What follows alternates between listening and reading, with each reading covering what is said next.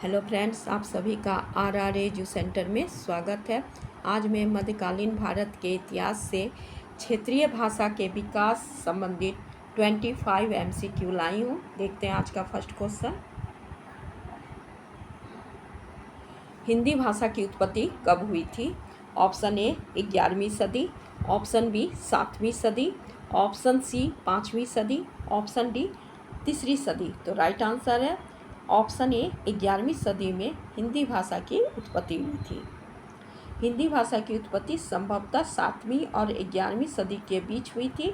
हिंदी साहित्य की पहली अवधि हिंदी आदिकाल 1206 से 1318 ईस्वी में मुख्यतः कविता के रूप में हुई थी। नेक्स्ट क्वेश्चन, हिंदी साहित्य का सबसे सुनहरा काल कब माना जाता है? ऑप्शन ए 1643 से 1850 ईस्वी, ऑप्शन बी 1318 से 1643 ईस्वी, ऑप्शन सी 1206 से 1318 ईस्वी, ऑप्शन डी इनमें से कोई नहीं। तो राइट आंसर है ऑप्शन बी 1318 से 1643 ईस्वी हिंदी साहित्य का सबसे सुनहरा काल माना जाता है। 1318 से 1643 ईस्वी दूसरी अवधि भक्ति काल की है, जो हिंदी साहित्य का सबसे सुनहरा काल माना जाता है। निर्गुण और सगुण कवियों के अलावा रहस्यवादी कवियों ने भी इस युग में हिंदी साहित्य को महत्वपूर्ण योगदान दिए। नेक्स्ट क्वेश्चन, एथनोलॉग के अनुसार 2022 से 25 ईस्वी में विश्व से सबसे ज़्यादा बोली जाने वाली भाषाओं में हिंदी कितने नंबर की भाषा है? ऑप्शन ए 5वीं नंबर, ऑप्शन बी 4थी नंबर, ऑप्शन सी 3री नंबर, ऑप्शन डी 2रे नंबर। तो राइट आंसर है ऑप्शन सी 3री नंबर की भाषा है। एथनोलॉग के अनुसार 2022 से 2025 ईस्वी के बीच में विश्व में सबसे ज़्यादा बोली जाने वाली भाषा में 3रे नंबर पे हिंदी है और फर्स्ट नंबर पे अंग्रेजी भाषा सबसे ज़्यादा बोली जाती है विश्व में। नेक्स्ट क्वेश्चन, कवि मसूद फरीद उद्दीन ने किस भाषा की कविता की नई धारा का शुरुआत की थी? ऑप्शन ए पंजाबी कविता, ऑप्शन बी हिंदी कविता, ऑप्शन सी उर्दू कविता, ऑप्शन डी फारसी कविता। तो राइट आंसर है ऑप्शन ए पंजाबी कविता का कवि मसूद फरीद उद्दीन ने कविता की नई धारा की शुरुआत की थी। पंजाबी भाषा की उत्पत्ति आर्य भाषा शोरशैनी अपभ्रंश भाषा से उत्पन्न हुई है। यह भाषा की उत्पत्ति 9वीं से 13वीं शताब्दी के बीच हुई थी। पंजाबी कविता की नई धारा की शुरुआत एक रहस्यवादी कवि मसूद फरीद उद्दीन ने 13वीं सदी में की थी। नेक्स्ट क्वेश्चन, पंजाबी शब्द की उत्पत्ति किससे हुई है? Option A Pali, option B Urdu, option C Hindi, option D Farsi. तो राइट आंसर है ऑप्शन डी फारसी से पंजाबी शब्द की उत्पत्ति हुई है। पंजाबी शब्द की उत्पत्ति फारसी के दो शब्द पंच और आब से मिलकर बना है। पंच का अर्थ 5 और आब का मतलब पानी है, जिसका अर्थ 5 नदियों का पानी है।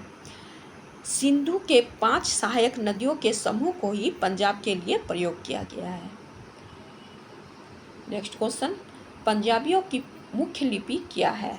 ऑप्शन ए ब्राह्मी लिपि, ऑप्शन बी गुरुमुखी लिपि, ऑप्शन सी अरमाइक लिपि, ऑप्शन डी खरोष्टी लिपि। तो राइट आंसर है ऑप्शन बी गुरुमुखी लिपि पंजाबियों की मुख्य लिपि है।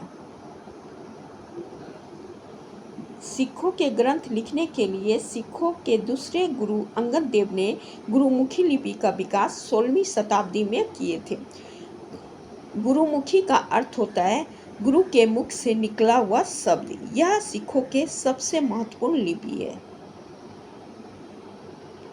नेक्स्ट क्वेश्चन, किस इतिहासकार ने पूर्वी पंजाबी को पंजाबी और पश्चिमी पंजाबी को लहीदा कहा है? Option A Grierson, option B William Jones, option C James Prinsep, option D मॉरलैंड।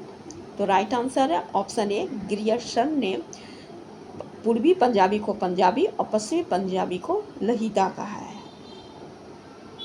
Next question, फारसी और भारतीय भाषा के समागम से किस भाषा की उत्पत्ति हुई है? Option A Asami, option B Telugu, option C Urdu, option D Oriya. तो राइट आंसर है ऑप्शन सी, उर्दू भाषा की उत्पत्ति फारसी और भारतीय भाषा के समागम से हुई है। उर्दू की उत्पत्ति अलाउद्दीन खिलजी के सैनिक पड़ाव में फारसी और भारतीय भाषा के समागम से हुई है। दक्कन में इस भाषा का आधार बना। उर्दू भाषा का विकास सर्वप्रथम कहाँ हुआ? Option A Kerala, option B Andhra Pradesh, option C Gujarat, option D Bijapur. तो राइट आंसर है ऑप्शन डी, बीजापुर में उर्दू भाषा का विकास सर्वप्रथम हुआ। उर्दू भाषा का आधार दक्षिण भारत में बना और इस भाषा का विकास सर्वप्रथम बीजापुर और गोलकुंडा में हुआ, जिसे दक्कनी उर्दू कहा गया। दक्षिणी उर्दू की सबसे पहले लेखक कौन थे? Option A Hatim Mirza, option B Gesu Daraz, option C Mir Hasan, option D Mohammad Rafi Sauda. तो राइट आंसर है ऑप्शन बी, गेशु दराज दक्षिणी उर्दू के सबसे पहले लेखक थे। सबसे पहले दक्कनी उर्दू की रचना एक रहस्यवादी ग्रंथ मिराज उल आशिकी पुस्तक की हुई है, जिसे गेशु दराज ने 15वीं शताब्दी में लिखा है। बीजापुर के बहरमुद्दीन जानम तथा गोलकुंडा के मोहम्मद कुली और गवासी दक्कन के मशहूर कवि थे। नेक्स्ट क्वेश्चन, उत्तर भारत में उर्दू का सबसे अधिक विकास किसके समय हुई थी?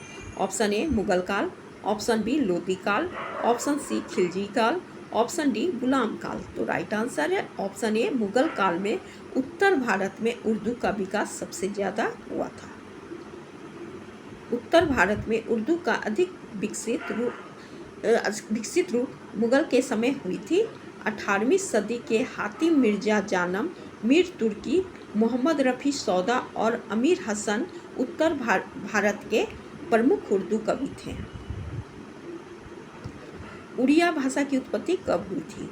ऑप्शन ए 6वीं सदी, ऑप्शन बी 7वीं सदी, ऑप्शन सी 8वीं सदी, ऑप्शन डी 9वीं सदी। तो राइट आंसर है ऑप्शन सी, 8वीं सदी में उड़िया भाषा की उत्पत्ति हुई थी। उड़िया भाषा की उत्पत्ति 8वीं सदी में हुई थी, किंतु इसका प्रमुख रचना 13वीं सदी और 14वीं सदी में हुई। उड़िया भाषा किस राज्य की मुख्य भाषा है? Option A Maharashtra, option B Hyderabad, option C Karnataka, option D Orissa. तो राइट आंसर है ऑप्शन डी उड़ीसा। उड़िया की मुख्य राज्य भाषा है। उड़ीसा की मुख्य भाषा उड़िया है। उड़िया भाषा मुख्य रूप से उड़ीसा में बोली जाती है। उड़िया के प्रमुख लेखकों में सरला दास, बलराम दास और जगन्नाथ दास थे।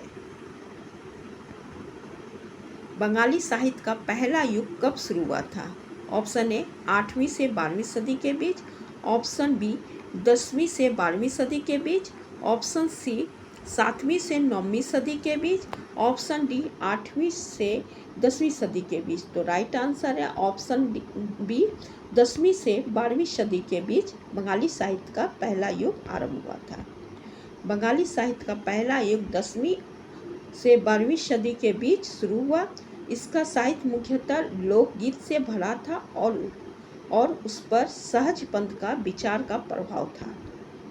नेक्स्ट क्वेश्चन, साहित्य और पाली भाषा के मिश्रण से किस भाषा की उत्पत्ति हुई?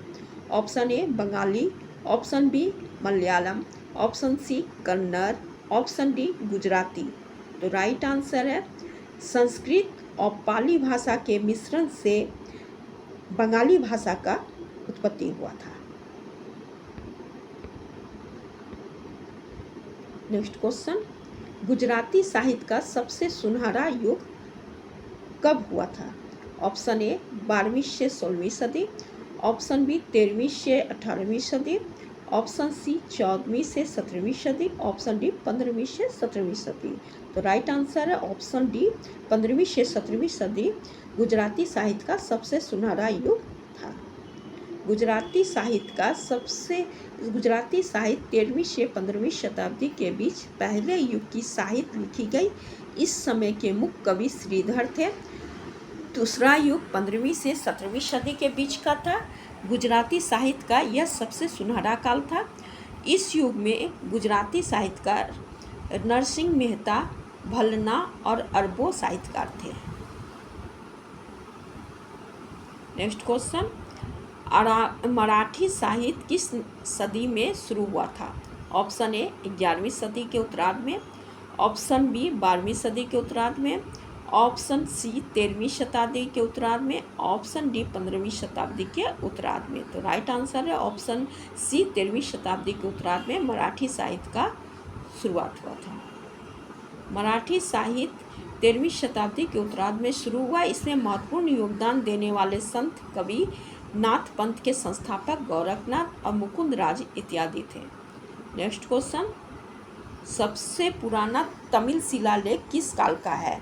ऑप्शन ए 3री शताब्दी का, ऑप्शन बी 3री शताब्दी ईसा पूर्व का, ऑप्शन सी 2री शताब्दी का, ऑप्शन डी 2री शताब्दी ईसा पूर्व का।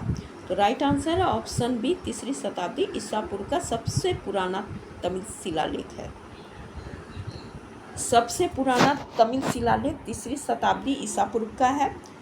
विद्वानों ने तमिल इतिहास को 3 भाग में बांटा है। पहले 300 ईसा पूर्व काल, दूसरा मध्यकाल तमिल काल जो कहलाया वो 700 से 1600 ईस्वी, और आधुनिक तमिल काल 1600 ईस्वी से वर्तमान समय तक का काल है। नेक्स्ट क्वेश्चन, भारत के संविधान में 22 अनुसूचित भाषाओं में से किस भाषा को भारत की शास्त्रीय भाषा के रूप में सबसे पहले वर्गीकृत किया गया था? Option A Tamil, option B Bengali, option C Hindi, option D Dogri. तो राइट आंसर है ऑप्शन ए तमिल। भारत के संविधान में 22 अनुसूचित भाषा में एक तमिल पहली भाषा थी जिसे भारत की शास्त्रीय भाषा के रूप में वर्गीकृत की गई थी। नेक्स्ट क्वेश्चन, तेलुगु कवि नन्नाया भट्ट ने कब महाभारत का तेलुगु में अनुवाद किया? ऑप्शन ए 15वीं सदी, ऑप्शन बी 14वीं सदी, ऑप्शन सी 13वीं सदी, ऑप्शन डी 11वीं सदी। तो राइट आंसर है ऑप्शन डी 11वीं सदी में तेलुगु कवि नन्नाया भट्ट ने महाभारत का तेलुगु में अनुवाद किया था। तेलुगु कवि नन्नाया ने 11वीं सदी में, टिक्काया ने 13वीं सदी में और एरापगदा ने 14वीं सदी में महाभारत का अनुवाद तेलुगु में किए थे। तेलुगु भाषा का विकास प्रोटो द्रविड़ भाषा से हुआ है जो लगभग 1500 से 1000 ईसा पूर्व अस्तित्व में हुई थी। नेक्स्ट क्वेश्चन, कन्नड़ साहित्य का सबसे पहली महत्वपूर्ण रचना कौन है? Option A Ajitnath Purana, option B Shanti Purana, option C Kaviraja Marga, option D Adi Purana. तो राइट आंसर है ऑप्शन सी कविराज मार्ग कन्नड़ साहित्य का सबसे पहली महत्वपूर्ण रचना है। कन्नड़ की सबसे महत्वपूर्ण रचना राष्ट्रकूट राजा अमोघवर्ष फर्स्ट द्वारा रचित कवि राजमार्ग की रचना 815 से 870 ईस्वी के बीच हुई है।